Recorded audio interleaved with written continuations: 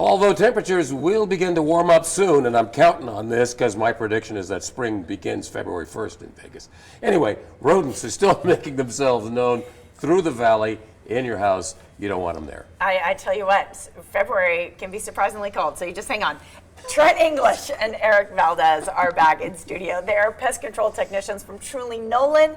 We love that when they're here. We love it. Yeah. We love to be here. Hey guys. Yeah. Got some scary stories for you today. Okay. Oh, really? We're going to talk about mice and rats today. How much is this winter weather that we're experiencing affecting the population of rats and mice? The cold attracts them. It brings them in because we have nice warm homes and we're cooking meals. So they find their ways and they become a problem. And they get lodged sometimes in your walls, I'm understanding, right? Yeah, they like to have their little disco parties in the walls sometimes. Not so much disco, more getting behind the scenes, chewing on things, causing noises at 2 and 3 in the morning. Just things that you don't want. And if they're not making a contribution or paying the rent, then they got to go. No kidding. That's what I say, definitely. Those little noises in the walls are definitely an indication that you might have pests on your property. There's some other signs, though, you want to share with our viewers. Absolutely. Sometimes the smell. The smell yeah. of a rodent is strong, pungent. So if you notice something, you can always call us and we'll go take a look. But the signs is also when you hear the gnawing. They're constantly chewing with their incisors to keep them sharp. So you kind of hear a little bit of, or you hear the scratching if they're trying to make a bed in the insulation. Or it could be knocking, but that's a bat and something else. But either way. Is there something you can do just as a homeowner, just as an amateur, to keep these rodents away or to discourage them from getting in there? Absolutely. So we come across this all the time. Home exclusion, there's a misconception here. Like there's so many points of entry on top of a roof that get missed. So we have T-vents, vent stacks, dormer vents, all these vents that are designed for airflow up there. And a lot of times that screen's either missing or compromised. Rodents follow air infiltration. They get up high, especially during the cooler season and the rain, get flushed out into the open. They feel this air infiltration, this heat or cool air, and they get drawn to these areas, and that's where they find that nice warm insulation, that nice little habitat they can overwinter during this time of the season. And trust me, you don't want them around now because this is really their breeding season. Right. Okay, yeah, that's a bad thing. Yeah, the babies are about to come. I think you have a great kind of feeling for what's going on in the valley because Truly Nolan, you are all throughout the valley. We know during the pandemic there was a big increase in rodents because more people were home, there was more trash piled up in different places, more food sources. What's been going on this year?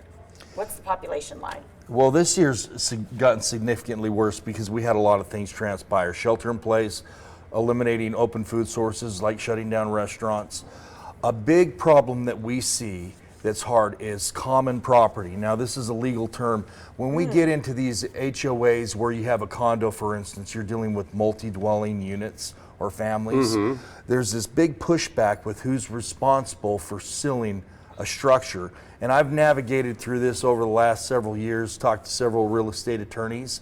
Like, so you have a structure that's attached to 4 others and a rat chewing through. Yeah. And we just recently had one where we pulled over a couple hundred out of a building that got to a point where it's spread throughout the entire structure.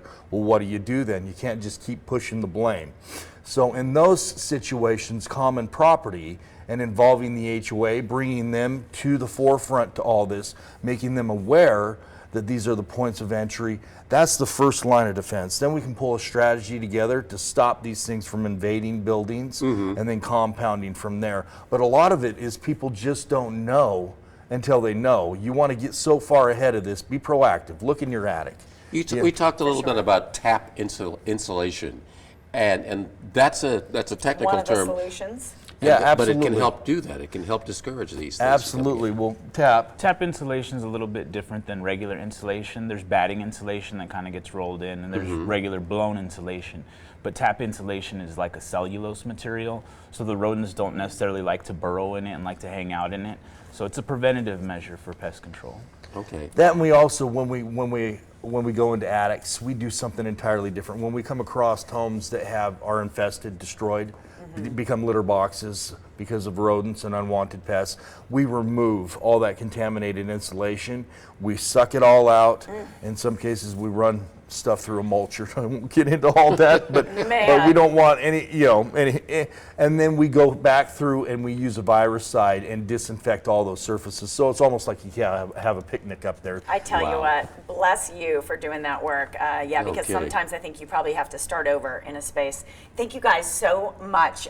Truly You got it. Nolan, if you are having any pest control issues, visit their website. You can also call the number right there on your screen. And their headquarters on Eastern, but really, they come to your house. So you'll also find Truly Nolan on Facebook, Instagram, and Twitter.